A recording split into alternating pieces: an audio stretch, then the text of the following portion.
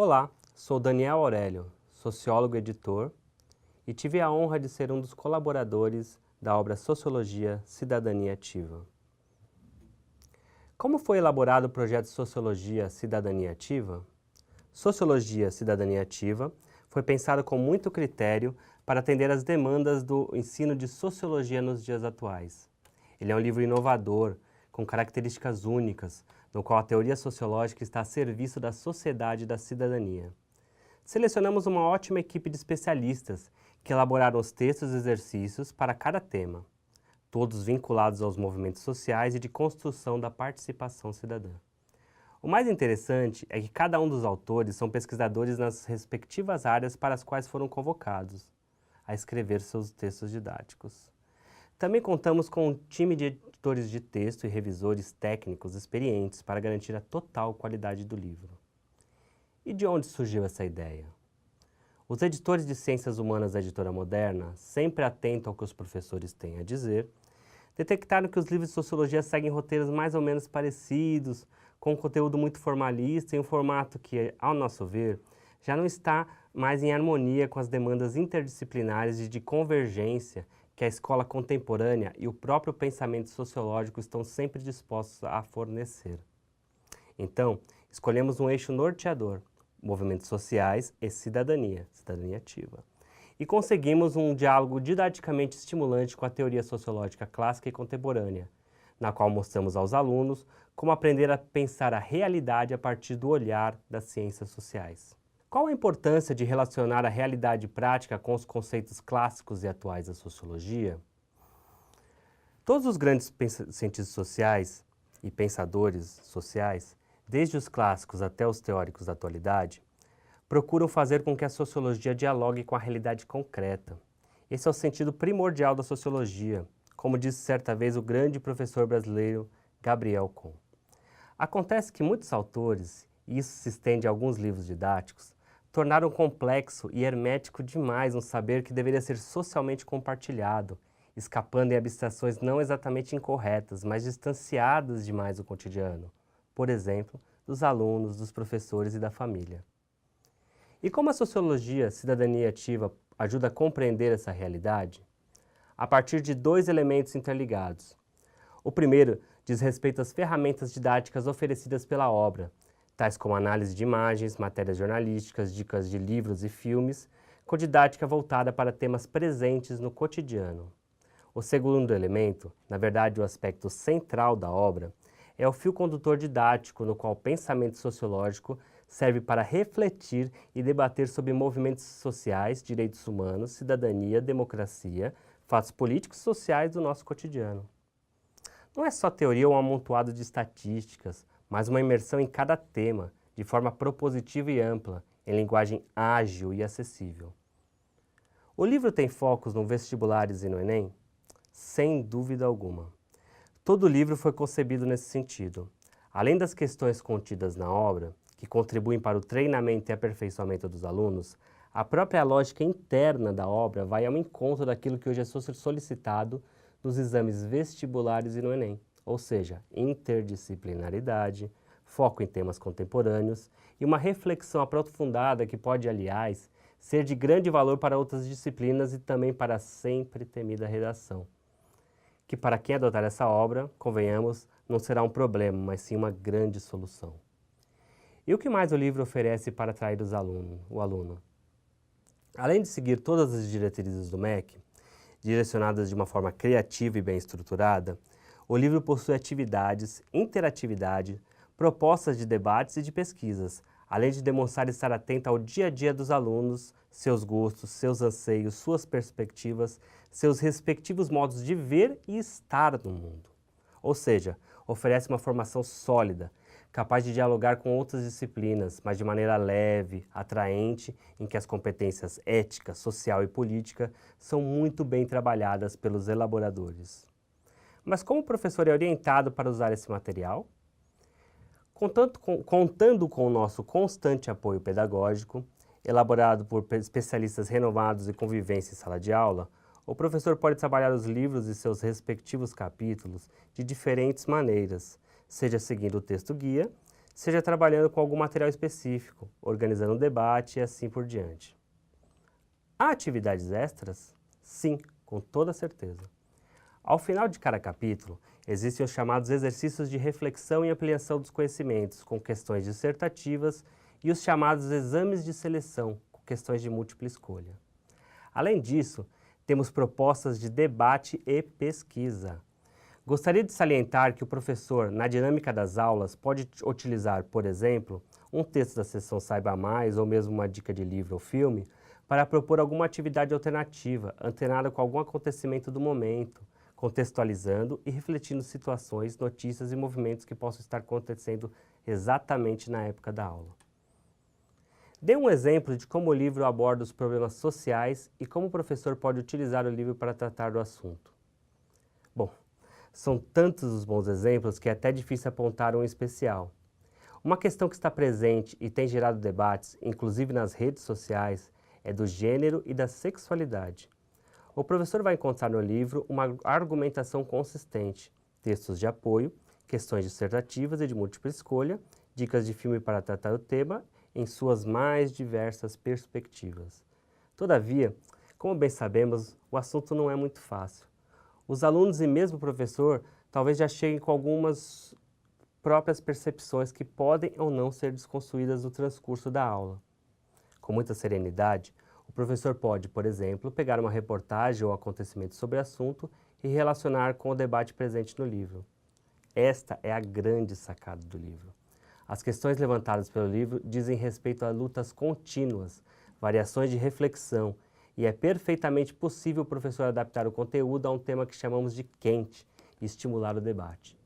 De todo modo, o professor pode simplesmente seguir o roteiro, preparar um plano de aula e seguir adiante, ou selecionar textos específicos e focar nele, pontuando com os fatos. E como a disciplina é dialógica, tanto em relação a outras matérias como também com a realidade do aluno, tudo faz ainda mais sentido. As teorias de gênero, os movimentos LGBT e das mulheres estão lá, bem como a teoria sociológica sobre gênero, sexo e sexualidade. Cada qual com a sua particularidade, eles são apresentados. E tudo pode ser contextualizado, é muito dinâmico. Como o professor pode trabalhar os conteúdos e temas do livro? Como o livro pode ajudá-los a montar um planejamento de acordo com o seu plano de aula? Este é seguramente um dos diferenciais da obra. Os conteúdos estão lá e são de tal forma amplos que cabem nas mais diferentes programações e planos de aula do professor. Afinal, o livro foi escrito e produzido por cientistas sociais com experiência em sala de aula e editado por pessoas que amam e vivem a educação e as dificuldades dos professores. Assim como sabemos da criatividade com a qual você, professor e professora, montam as aulas e querem o melhor para os seus alunos. E por isso, há diferentes maneiras de planejar uma aula dentro de cada módulo, ou mesmo, por que não, combinar um ou mais módulos. A proposta é essa. A sociedade muda, o plano de aula precisa se adaptar. E a sociologia cidadania ativa está pronta para atender às suas necessidades, até porque seu eixo norteador está nos movimentos sociais, na cidadania, no processo de construção das relações, e é por isso que ele não fica apenas fechado em teorias que nem sempre cabem na realidade. Ainda assim, os boxes com a leitura que os clássicos fizeram sobre grandes temas podem ser muito úteis e contemplam todo o conteúdo programático. Então o professor tem liberdade para trabalhar em ordem diferente da apresentada no livro, mas é claro, e é por isso que estamos tão felizes com o resultado final. Como a sociologia é apresentada a partir de movimentos da sociedade e não por conteúdos lineares, o professor tem total liberdade para abordar um assunto presente em capítulos mais adiante ou anteriores à ordem do sumário, desde que alguns, obviamente, certifiquem-se que os conteúdos essenciais tenham sido contemplados anteriormente. De todo modo, mais importante do que decorar assuntos muitas vezes já desgastados é aprender a pensar sociologicamente, ter imaginação sociológica e olhar as coisas para além do senso comum.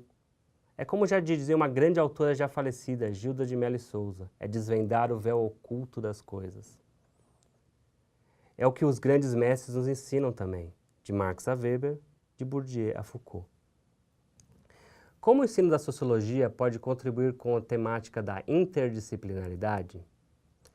Sem de forma alguma desmerecer outras disciplinas, muito pelo contrário, valorizando-as cada vez mais, a sociologia tem essa característica de abrir frentes de diálogo com outras competências. Há capítulos em que a história e a sociologia dialogam, outros nos quais a biologia entra na roda, ou mesmo a filosofia. E tem aquelas que convergem em geografia, história, língua portuguesa, artes. Todos passam pela sociologia, que serve como um instante de reflexão multidisciplinar e interdisciplinar que confere aos alunos o desenvolvimento de seu potencial de cidadania, ética, vida política e amplia seus horizontes de análise. Bom, um grande historiador britânico chamado Peter Burke, em um livro chamado História e Teoria Social, defende a importância desses diálogos. E, aliás, como não se lembrar da grande contribuição entre o historiador Roger Chartier e o sociólogo Pierre Bourdieu?